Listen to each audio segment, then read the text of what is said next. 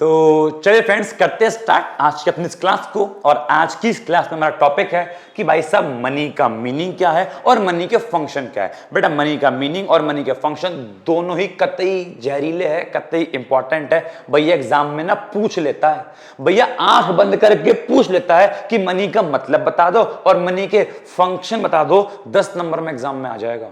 तो भैया मेरी बात को सुनो, मनी का मीनिंग क्या होता है ये जानते हैं। लास्ट क्लास में बार्टर एक्सचेंज और उसकी कमियां पढ़कर चले गए थे, और बार्टर एक्सचेंज और कमियों को दूर करने के लिए ही तो ये महाशय आए। मनी मनी सबके देवता, मनी मनी से आज की डेट में सब कुछ है। इसके पीछे लोग पागल है, पैसा कमाने के पीछे लोग पागल है। एक हमको देखो, आपके लिए समाज सेवा कर रहे हैं, आपके लिए लेक्चर्स बना रहे हैं, सब लोग पैसे के पीछे पागल है। नालायकों सुनो, तो मनी के बारे में आप जानते हो और आपसे अच्छा मनी के बारे में कोई भी नहीं जानता होगा, बिकॉज मनी इज एवरीथिंग। लेकिन अब हमको मनी के बारे में पढ़ना है, थोड़ी डिटेल जाननी है मनी के बारे में। सबसे पहले मनी का मतलब क्या है। तो आप बोलोगे भैया मनी का मतलब क्या होता है कि भैया मनी का मतलब है 2 रुपए का नोट, 10 का नोट, 20 का, 1000 का, 500 का। गलत, ये मनी का मीनिंग नहीं है। मनी का मीनिंग थोड़ा समझो, मनी का मीनिंग क्या है।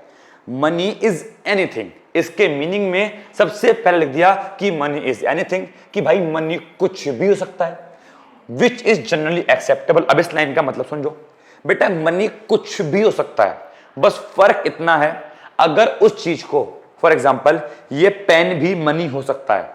ये जरूरी नहीं है कि जो मैं आपको बार बार ये पैसे चमका रहा हूं कि केवल ये मनी हो, नहीं, इनके अलावा या इनके अलावा ये पेन भी मनी हो सकता है। बस फर्क कितना है, इसको हर कोई एक्सेप्ट करने लग जाए वस्तु खरीदने और बेचने के लिए।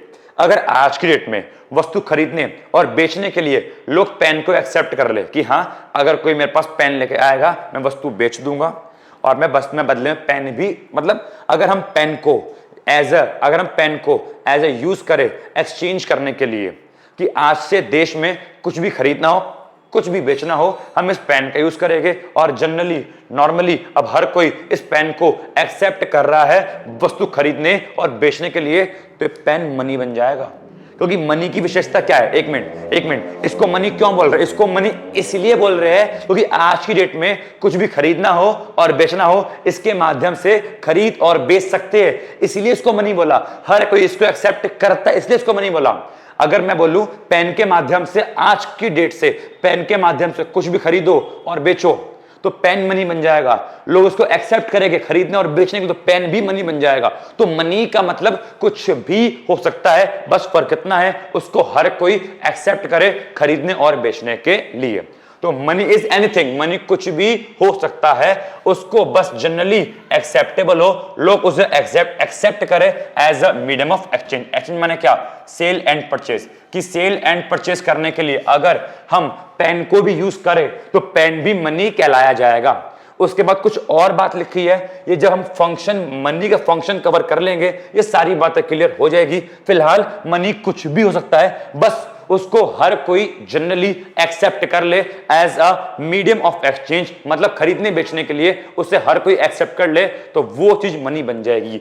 आज की डेट में 2000, 500 इन सब के नोट को हम एक्सेप्ट करते हैं, कुछ भी खरीदना हो या कुछ भी बेचना हो उसके लिए, इसीलिए इनको मनी का दर्जा दिया गया, इसलिए इनको मनी कहा जा रहा है। अगर मैं आपको एग्जांपल दूं तो हमारे एरिया में एक मदर डेयरी की एक शॉप है। तो पहले के टाइम की बात कर रहा हूं, जब मैं छोटा सा बच्चा था तो मम्मी बोलती थी बेटा जाके दूध लिया, तो मैं डोलची लेके जो है दूध लेने जाता था। तो उस समय जो दूध का मान लो रेट था वो 18 rupees per litre, half litre. 18 rupees का क्या था? हाफ लीटर था, और 36 का क्या था? फुल लीटर था, 1 लीटर। तो अगर मैंने 1 लीटर मिल्क लिया तो मैंने उसको 40 रुपीज दिए, तो बदले में 4 रुपए नहीं, वो मेरे को 4 टोकन देता था कि भाई साहब मेरे पास खुले नहीं है, आप ये 4 टोकन ले जाओ। तो अब देख रहे हो, अब मैंने उस टोकन को एक्सेप्ट किया एज ए मनी। और होता क्या था कि जब मैं नेक्स्ट डे जाता था तब मैं 4 टोकन देता था, तो वो 4 टोकन एक्सेप्ट करता था एज अ मनी। वो टोकन प्लास्टिक के टोकन थे, वो कोई एक्चुअल के कॉइन नहीं थे, वो प्लास्टिक के टोकन। लेकिन देखो ना, उस दूध वाले ने और मैंने उस टोकन को एक्सेप्ट किया as a medium of exchange. दूध खरीदना है और बेचना है, हम उस टोकन के माध्यम से कर रहे हैं, तो टोकन मनी कहलाएगा। उस टोकन को, उस प्लास्टिक के टोकन को हम लोग मनी कहेंगे। समझ में आ गया? चलिए अब ये बात करते हैं मनी के फंक्शन की। हर एक फंक्शन को मैंने काफी डिटेल में लिखा है क्योंकि हर एक फंक्शन एग्जाम के लिए इंपॉर्टेंट है। मैं वो वाला हिसाब नहीं है कि बस मैंने फंक्शन की 4 लिख दी हेडिंग, 4 फंक्शन है, 5 फंक्शन लिख दी मैंने, 5 हेडिंग, बस मैंने समझा दिया और अंदर क्या लिखना है मैंने बताया नहीं।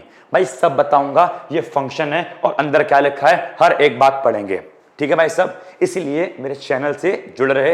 यहाँ पे आपको हर एक चीज डिटेल में, डेप्थ में बताई जाएगी। हमको फर्क नहीं पड़ता वीडियो की लेंथ क्या जा रही है, वीडियो लंबी बन रही है, शॉर्ट बन रही है, मुझे फर्क नहीं पड़ता।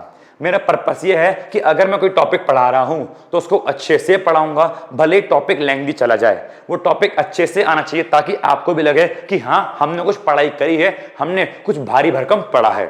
समझ में आ गया? तो भाई साहब मनी का सबसे पहला फंक्शन है मीडियम ऑफ एक्सचेंज। अब इस मीडियम ऑफ एक्सचेंज का मतलब क्या होता है? इस मीडियम ऑफ एक्सचेंज, बड़ा एक्सचेंज माने क्या? खरीदना बेचना। तो मनी की सबसे पहली विशेषता यह है कि कुछ भी सेल या परचेज करना हो तो उसके लिए हम मनी को एक मीडियम मान सकते हैं। हम मनी को एक मीडियम की तरह, एक स्रोत की तरह, एक माध्यम की तरह यूज कर सकते हैं सेल एंड परचेस करने के लिए। तो मनी की सबसे पहली विशेषता यह है कि आज की डेट में कुछ भी सेल करना हो, कुछ भी परचेस करना हो, हम मनी के माध्यम से सेल और परचेज कर सकते हैं। और क्यों? क्योंकि आज की डेट में मनी जनरली एक्सेप्टेबल है। आज की डेट में ये 500, 1000 ये सब नोट जनरली एक्सेप्टेबल है। आज की डेट में हर कोई इनको एक्सेप्ट करता है खरीदने और बेचने के लिए।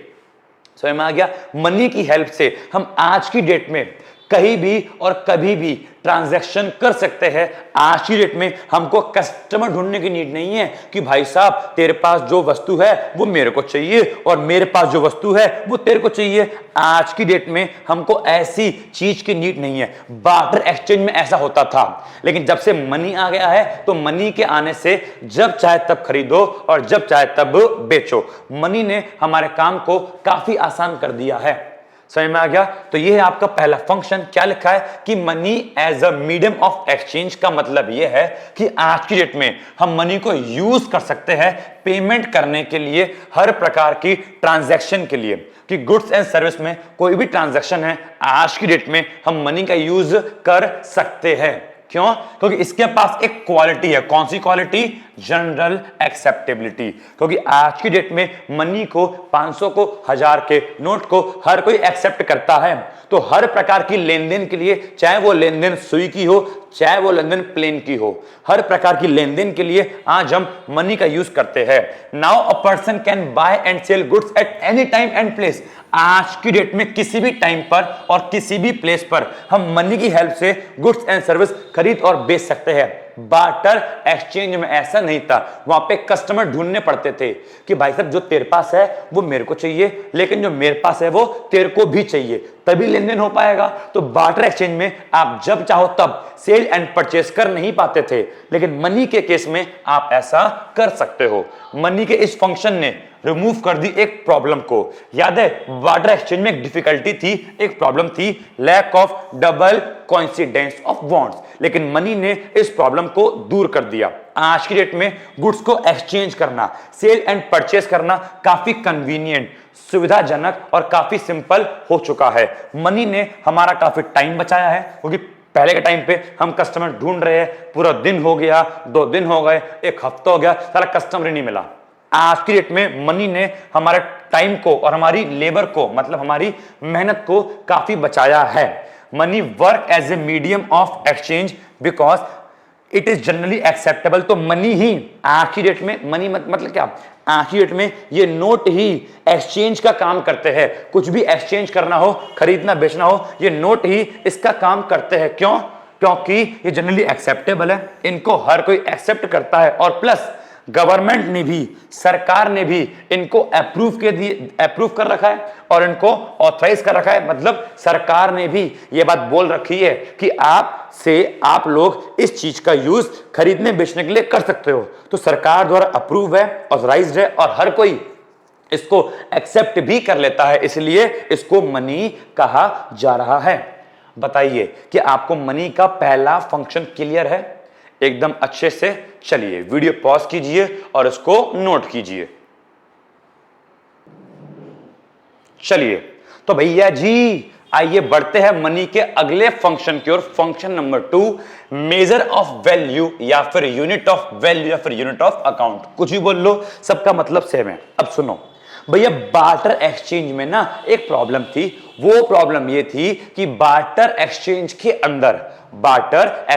अंदर गुड्स को ना मेजर करने की, गुड्स को मापने की कोई कॉमन वैल्यू नहीं थी। वहां पे गुड्स के बदले गुड्स को एक्सचेंज करते थे, सॉरी एक्सचेंज नहीं, मेजर करते थे कि एक बोरी गेहूं की वैल्यू कभी टमाटर में कितनी है, कभी प्याज में कितनी है, कभी चावल में कितनी है। वहां पे कोई प्रॉपर वैल्यूएशन नहीं था। लेकिन जब से मनी आया है, अब आज की डेट में हम हर एक चीज को मनी के रूप में मेजर कर सकते हैं। आज की डेट में हम हर एक चीज को एक कॉमन यूनिट के अंदर माप सकते हैं। फॉर एग्जांपल इंडिया में कुछ भी, कोई भी वस्तु हो भाई साहब, आप उसको रुपीस के अंदर माप सकते हो।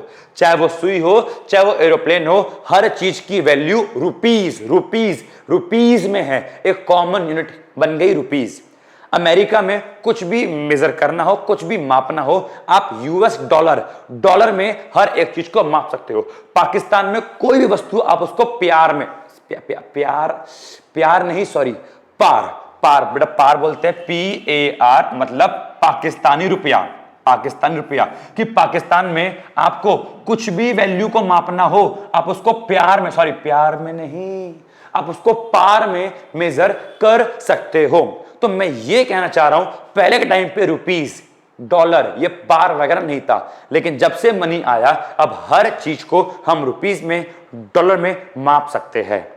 पहले के टाइम में पॉसिबल नहीं था। सुनो, जब से ये चीज आई है कि हम हर एक चीज को रुपीस या डॉलर के अंदर माप सकते हैं, तब से बेटा चीजें बहुत आसान हो गई। तब से अकाउंट बनना स्टार्ट हो गए। पहले के टाइम पर अकाउंट बनते ही नहीं थे। पहले के टाइम, एक मिनट, अगर पहले के टाइम पर अकाउंट बनते तो कैसे बनते कि एक घोड़े की वैल्यू इतने गधे, एक भैंस की वैल्यू इतने टमाटर। क्या कुछ लॉजिक है? पहले के टाइम पर अकाउंट बनना पॉसिबल नहीं था। अबे सोचो ना, अगर पहले के टाइम पर मान लो मैं कंपनी का बना रहा हूं, क्या, प्रॉफिट एंड लॉस अकाउंट, तो बताना यहां पे लिखा, मान लो मैंने इनकम, यहां पे एक्सपेंडिचर मैंने बनाया, मान low income and expenditure account बनाया। तो भाई यहां पे क्या लूंगा कि मेरी इनकम कौन सी हुई जी? मेरी 2 भैंस की इनकम हुई, मेरी 3 गधे की इनकम हुई, ठीक है, मेरे 4 घोड़े की इनकम। भाई मेरा लॉस क्या हुआ जी? मेरा 2 टमाटर का लॉस हुआ। ऐसे अकाउंट बनते। और फिर अल्टीमेटली प्रॉफिट क्या हुआ जी? प्रॉफिट हुआ 4 मुर्गियों का। खुद सोचो, सैलरी कितनी दी? सैलरी दी जी मैंने 3 गधे की सैलरी पे करी। कुछ लॉजिक बन रहा है कि पहले के टाइम पर क्या अकाउंट में नहीं, जब से मनी को, जब से ये क्या खुल गया, जब से मनी की एक वैल्यू आई, तब से अकाउंट मेंटेन करना आसान हो गया, तब से प्रॉफिट एंड लॉस निकालना आसान हो गया। ठीक है, बार्टर एक्सचेंज में ये सारी बातें पॉसिबल नहीं थी। तो जब से मनी आया, अब हम मनी की वैल्यू को निकाल, अब जब से मनी आया, अब हम हर एक चीज के वैल्यू को निकाल सकते हैं। सुनो, वैल्यू को निकालने के साथ साथ अब हम हर चीज की वैल्यू को आपस में कंपेयर भी कर सकते हैं। बिकॉज रुपीस, फॉर एग्जांपल, इस टी शर्ट की वैल्यू और दूसरे टी शर्ट की वैल्यू को, रुपीस को आपस में कंपेयर कर सकता हूं। पहले कंपेयर करना मुश्किल था कि ये टी शर्ट 2 गधे के बराबर है और वो टी शर्ट 4 बोरी गेहूं के बराबर है। अब 4 बोरी गेहूं और गधे को आपस में कंपेयर कर पाओगे क्या? नहीं कर पाएंगे। तो जब से हमारे पास एक यूनिट आई, रुपीस या डॉलर या कुछ भी आपके देश में करेंसी है, इट मींस क्या, अल्टीमेटली मेरे कहने का मतलब है कि आज की डेट में हम हर एक चीज को एक कॉमन यूनिट के अंदर, रुपीस के अंदर माप पा रहे हैं, जिससे चीजों को, अकाउंट्स को मेंटेन करना आसान हो गया, प्रॉफिट लॉस निकालना आसान हो गया, चीजों को कंपेयर करना आसान हो गया। पहला आसान नहीं था। तो क्या लिखा है भाई साहब? यहां पे लिखा है कि money as a measure of value का मतलब है कि हम हर गुड्स एंड सर्विस की वैल्यू को आज की डेट में एक कॉमन यूनिट में एक्सप्रेस कर सकते हैं। एग्जांपल के तौर पे इंडिया में कौन सी यूनिट है? इंडिया में कुछ भी मेजर करना हो तो आप उसकी कॉमन यूनिट, मतलब क्या, INR, इंडियन रुपीस के अंदर मेजर कर सकते हो। अमेरिका में कुछ भी वस्तु हो तो उसकी कॉमन यूनिट बोलो तो क्या, आप USD, यूएस डॉलर में एक्सप्रेस कर सकते हो। बार्टर सिस्टम के अंदर वैल्यू को, हम एक गुड्स की वैल्यू को दूसरी गुड्स में एक्सप्रेस करते थे, लेकिन मनी के इस फंक्शन ने, कौन से, मेजर ऑफ वैल्यू वाले फंक्शन ने इस परेशानी को दूर कर दिया। अब हम गुड्स के बदले गुड्स नहीं, अब हम गुड्स के बदले रुपीस को मेजर कर सकते हैं। इस फंक्शन की वजह से बिजनेस अकाउंट को मेंटेन करना स्टार्ट हो गया, जो कि बार्टर एक्सचेंज के अंदर इम्पॉसिबल था। वहां पे अकाउंट बन पाते नहीं थे, वहां पे प्रॉफिट एंड लॉस निकाला नहीं जा सकता था। तो जब हम all values are express in, और जब हम अब हर चीज को रुपीस में या मनी में या यूनिट में मेजर कर पा रहे हैं, तो इससे क्या हो गया, अब एक इंसान के लिए आसान हो गया दो गुड्स की वैल्यू को आपस में कंपेयर कर पाना, बिकॉज अब दोनों गुड्स की वैल्यू हमारे पास रुपीस में अवेलेबल है। बताइए भाई साहब, इतना क्लियर है आप लोगों को? तो ये है मनी का सेकंड फंक्शन। वीडियो पॉज कीजिए और जल्दी से इसको नोट कीजिए। चलिए, नोट कर लिया बेटा। बढ़ते अपने मनी के तीसरे फंक्शन की ओर, जो है स्टोर ऑफ वैल्यू। यस बेटा, बार्टर एक्सचेंज में गुड्स को स्टोर कर पाना काफी मुश्किल था, क्योंकि वहां पे ज्यादा स्पेस चाहिए, ये गुड्स खराब होने वाली है। लेकिन जब से मनी आया, अब गुड्स को स्टोर नहीं करते भाई साहब, अब मनी स्टोर कर लो, और जो गुड्स जब चाहिए तब मनी से खरीद लो। तो बार्टर एक्सचेंज की समस्या थी स्टोर ऑफ वैल्यू, वो अब खत्म हो गई जब से मनी आया, बिकॉज आज की डेट में हम मनी को स्टोर कर लेते हैं, और जब जो गुड्स चाहिए बेटा मनी की हेल्प से खरीद लेते हैं। आज की डेट में मनी हमारे लिए एक असेट की तरह, एक संपत्ति की तरह काम करता है। फॉर एग्जाम्पल, जैसे कि हम संपत्ति, बार्टर एक्सचेंज में हम संपत्ति स्टोर करते थे। मेरी भैंस संपत्ति है, उसको स्टोर कर लिया, टमाटर को स्टोर कर लिया, लेकिन दिक्कत क्या थी, वो कुछ टाइम बाद खराब हो जाते थे। लेकिन आज की डेट में हम मनी को स्टोर कर लेते हैं, और उसको जब तक चाहो तब तक स्टोर करो, ना तो वैल्यू घटेगी ना मनी में कोई खराबी आएगी। मेरी बात समझ में आपको आ रही है? 10 लाख रुपए अगर आज आपने रखे, तो आपको 10 साल बाद वो 10 लाख ही मिलेंगे। अब कोई बच्चे बोल रहे भैया उनकी वैल्यू घट जाएगी, वो अलग बात है कि इन्फ्लेशन की वजह से, महंगाई की वजह से 10 लाख की वैल्यू 10 साल बाद वो ना रहे। लेकिन फिजिकली बोल रहा हूं, फिजिकली अगर फिजिकली आपने 10 लाख रुपए की गड्डी रखी, तो आपको 10 साल बाद वो 10 लाख की गड्डी ही मिलेगी। मैं ये कहना चाह रहा हूं। तो मनी हमारे लिए एज अ असेट काम करता है, एज अ संपत्ति काम करता है। हम अपनी संपत्ति को बार्टर एक्सचेंज में स्टोर नहीं कर पाते थे, खराब हो जाती थी। लेकिन आज की डेट में हमारी संपत्ति को मनी के टर्म्स में स्टोर करना आसान है, बिकॉज मनी अपने आप में एक संपत्ति है। क्या लिखा है? तो इट इज अ सब्सिडरी और सेकेंडरी फंक्शन ऑफ मनी। जो हमने पहले के दो पढ़े बेटा, उन दोनों को बोलते हैं मनी के प्राइमरी फंक्शन। जो दो पढ़े पहले के, ठीक है, मेजर ऑफ वैल्यू और मीडियम ऑफ एक्सचेंज, वो है मनी के प्राइमरी फंक्शन। और अब जो पढ़ रहे हैं ये है मनी के सेकेंडरी फंक्शन। भैया प्राइमरी फंक्शन क्या है और सेकेंडरी क्या है? प्राइमरी फंक्शन का मतलब ये है कि जब मनी आया, तो मनी ने सबसे पहले आते ही दो कौन से काम किए? तो सबसे पहले आते ही उसने एक बना मीडियम ऑफ एक्सचेंज, और दूसरा मनी के आते ही एक कॉमन यूनिट आ गई। तो वो मनी के दो मेन फंक्शन है कि मनी ने सबसे पहले आते ही ये दो काम किए, तो उनको बोला प्राइमरी फंक्शन। उसके बाद जो मनी ने और एक्स्ट्रा काम किए, ये एक्स्ट्रा काम है, इनको बोलते हैं सेकेंडरी या सब्सिडरी फंक्शन। तो बोलता है कि money as a store of value का मतलब है कि मनी हमारी क्या है? एक असेट है, एक संपत्ति है, और हम इसको भविष्य के लिए स्टोर कर सकते हैं। बार्टर एक्सचेंज में भविष्य के लिए स्टोर कर पाना पॉसिबल नहीं था, लेकिन मनी में पॉसिबल है। इसीलिए इस फंक्शन का एक और नाम है, इस फंक्शन को असेट फंक्शन ऑफ मनी भी कहते हैं। बार्टर सिस्टम में क्या था? यह काफी डिफिकल्ट था कि हम गुड्स को स्टोर कर सके। क्यों? क्योंकि जो गुड्स थी वो पेरिशेबल नेचर की होती थी, मतलब आज मैंने स्टोर किया और कुछ टाइम बाद वो खराब हो गई। और दूसरा गुड्स के लिए हमको ज्यादा स्पेस चाहिए होता था, लेकिन मनी ने इस समस्या को दूर कर दिया। समझ में आ गया? इसलिए बोलते हैं कि मनी का एक फंक्शन और है, store of value.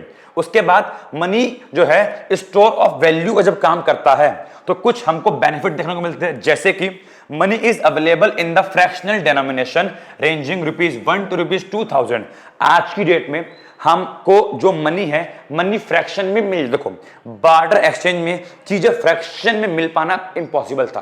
For example मेरी बात सुनना, जैसे कि मैंने बोला कि भाई साहब मेरे पास जो है ना, ये 2 बोरी गेहूं है और इसके बदले एक भैंस चाहिए। 2 बोरी गेहूं के बदले 1 भैंस चाहिए। अब एक कस्टमर आता है और बोलता है कि भाई मेरे को तो केवल 1 बोरी गेहूं चाहिए। उसके पास 1 भैंस है, वो बोलता है लेकिन मेरे को तो भाई केवल 1 बोरी गेहूं चाहिए। तो अब वो क्या अपनी भैंस आधी काट के देगा मेरे को? मैंने क्या बोला? 2 बोरी गेहूं बराबर 1 भैंस। अब उसको अगर केवल 1 बोरी गेहूं चाहिए तो अपनी क्या मेरे को आधी भैंस देगा? मतलब मैं कहना चाह रहा हूं कि उस टाइम पे कुछ कुछ चीजें ऐसी थी जिनकी फ्रैक्शनल वैल्यू को निकाल पाना इम्पॉसिबल था। फॉर एग्जाम्पल कि बकरी है, अब मेरे को पूरी बकरी नहीं चाहिए, ठीक है, तो क्या बकरी को फ्रैक्शन में देंगे? क्या भैंस को फ्रैक्शन में देंगे? नहीं, ये बकरी को, भैंस को, इनको फ्रैक्शन में देना पॉसिबल नहीं था। लेकिन जब से मनी आया है तो मनी में 1 रुपए से लेके 2000 रुपए तक की करेंसी है। तो आज की डेट में हमें कितनी भी पेमेंट करनी हो, हम ऐसा नहीं बोलते कि भाई साहब इतना पेमेंट, हम फ्रैक्शन में पेमेंट कर सकते हैं। फॉर एग्जाम्पल अगर मान लो मेरे को आज की डेट में 2356 रुपए की पेमेंट करनी हो तो आसानी से पॉसिबल है। कैसे? एक नोट दूंगा 2000 रुपए का, ठीक है, एक नोट दूंगा 200 रुपए का, एक नोट दूंगा 100 रुपए का, एक नोट दूंगा 50 रुपए का, एक नोट दूंगा 5 रुपए का, और एक सिक्का दूंगा मैं 1 रुपए का। लो जी लो, क्योंकि ये सारी करेंसी मेरे पास अवेलेबल है। तो एक 2000 का, 200 का, 100 का, 50 का, 5 का, 1 का, 2356 की पेमेंट मैंने कर दी। लेकिन क्या मनी के क्या बार्टर एक्सचेंज में ऐसी पेमेंट पॉसिबल थी?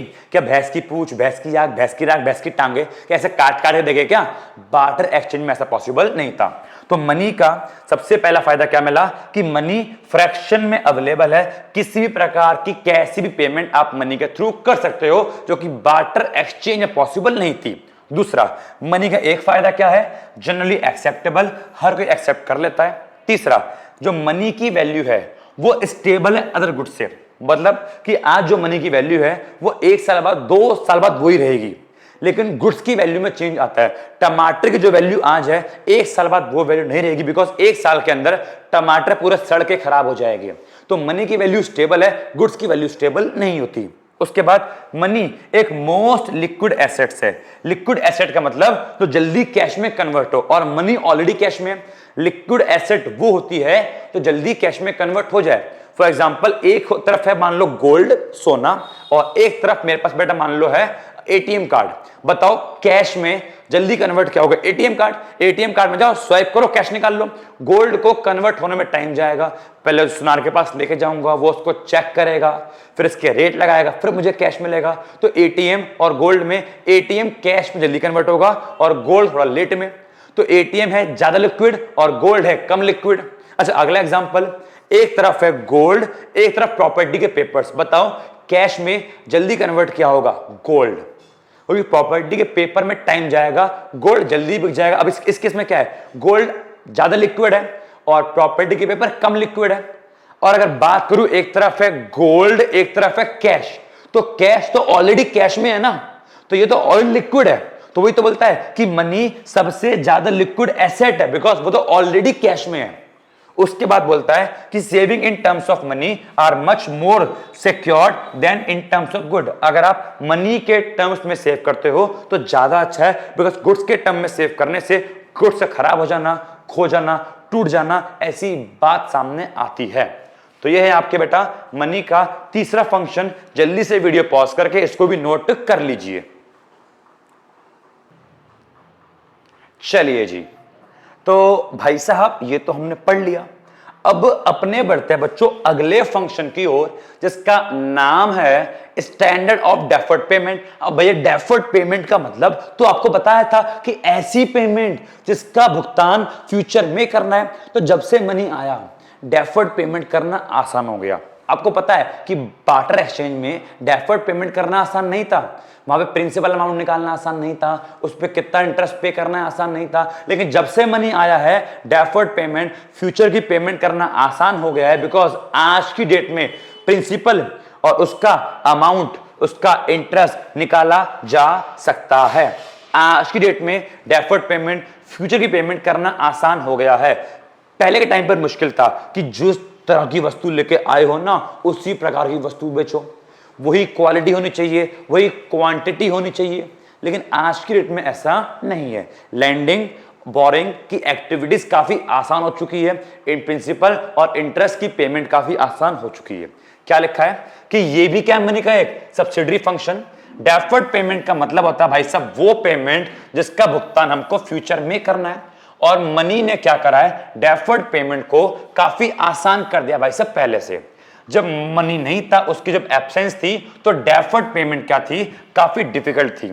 वो डिफिकल्ट थी क्योंकि उसी प्रकार की गुड्स को, सेम क्वालिटी की गुड्स को अरेंज कर पाना काफी मुश्किल था at the time of repayment, कि मैं जिस प्रकार के टमाटर लेके आया वैसे टमाटर दे पाना मुश्किल था। वहां पे इम्पॉसिबल था कि हम प्रिंसिपल का अमाउंट और उस पर कितना इंटरेस्ट पे करना है उसको कैलकुलेट कर सके।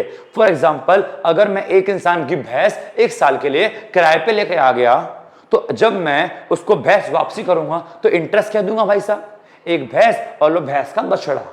बोलो ना, वहां पे इम्पॉसिबल था क्या, प्रिंसिपल और इंटरेस्ट की पेमेंट निकाल। लेकिन क्या हो गया, मनी जब से आया तो ये सारी समस्या जो है दूर हो चुकी है। जब से मनी आया अब बोरोइंग और लैंडिंग की एक्टिविटी काफी आसान हो चुकी है। उधार लेना, उधार देना काफी आसान हो चुका है। It has led to the creation of financial institution. जब से मनी आया तब से देश में फाइनेंशियल इंस्टीट्यूशन बने, देश में बैंक वगैरह बने, क्योंकि अगर मनी नहीं होगा तो बैंक काम कैसे करेंगे। तो जब से मनी आया देश में बैंक वगैरह, बिकॉज बैंक का तो काम ही क्या है, लोन देना, उस पर इंटरेस्ट लेना। अगर जब मनी नहीं था तब देश में बैंक वगैरह नहीं थे, तो मनी के आने से ही देश में बैंक वगैरह बने, देश में अकाउंट बनना स्टार्ट हुए। Money is unit in terms of which debt and future transaction can be settle. Money एक वो यूनिट है जिससे हम अपने डेट को, अपने लोन को या अपने फ्यूचर की लेन देन को आराम से सेटल या मैनेज कर सकते हैं। Thus loans are made and future contract are settle in terms of money. अब क्या हो चुका है, मनी की हेल्प से लोन की पेमेंट, फ्यूचर कॉन्ट्रैक्ट की पेमेंट, ये सब प्रिंसिपल की पेमेंट, इंटरेस्ट की पेमेंट, ये सब सारा आसान हो चुका है।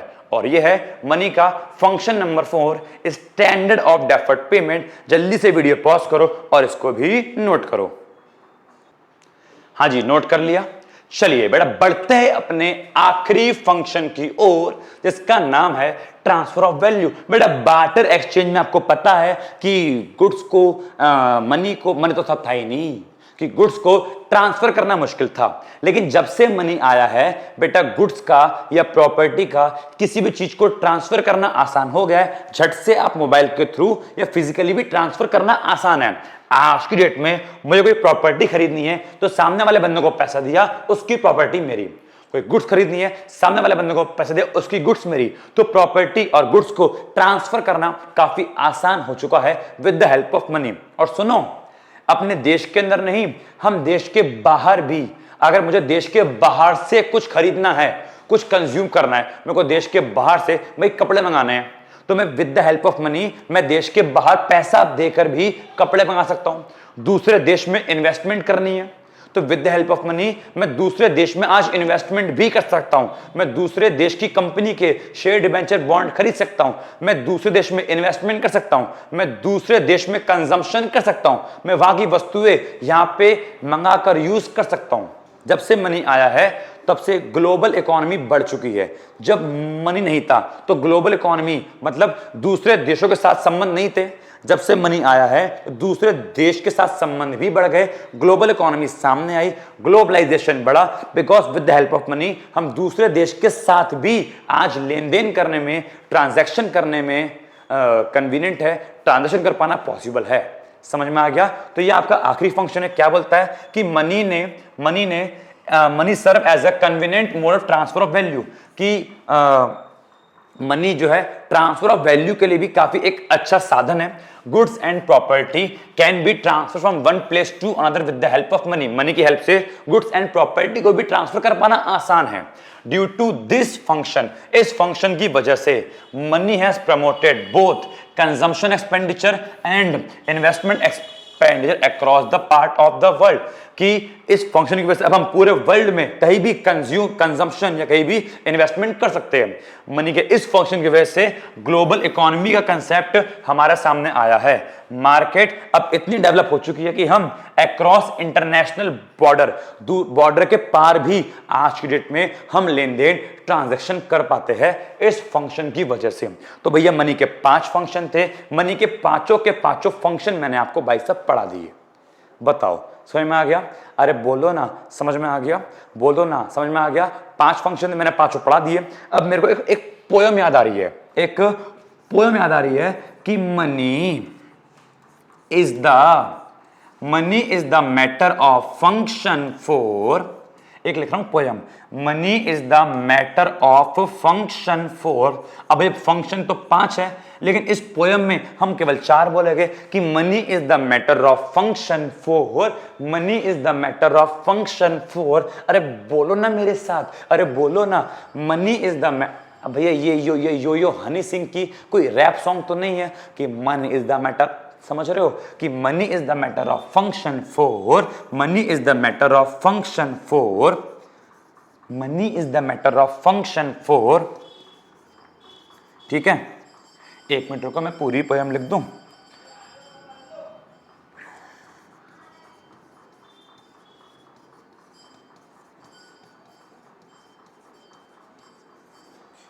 हाँ जी, तो ये बन गई हमारी पूरी पोयम।